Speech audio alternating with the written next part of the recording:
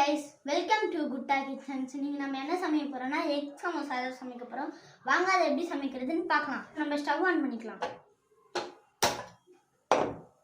இப்போ நம்ம pan வச்சுக்கலாம். இப்போ pan சூடாயிடுச்சு, நம்ம ஆயில் ஊத்திக்கலாம். ஆயில் சூடாயிடுச்சு, இப்போ நம்ம ஆனியன் போட்டுக்கலாம்.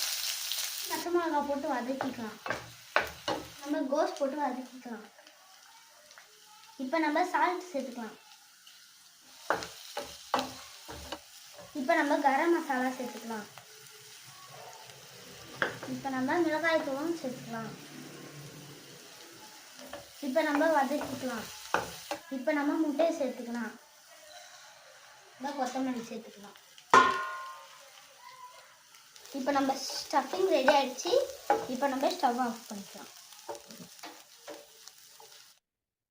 இப்போ நம்ம ஸ்டஃபிங் வச்சுக்கலாம். உள்ள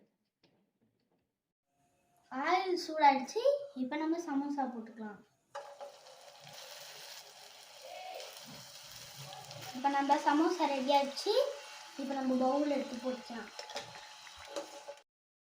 இப்போ நம்ம எக் சமோசா ரெடி ஆயிடுச்சு. வாங்க நம்ம டேஸ்ட் பண்ணி பார்க்கலாம்.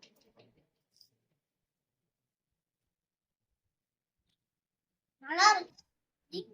ட்ரை பண்ணி பாருங்க. பாய்.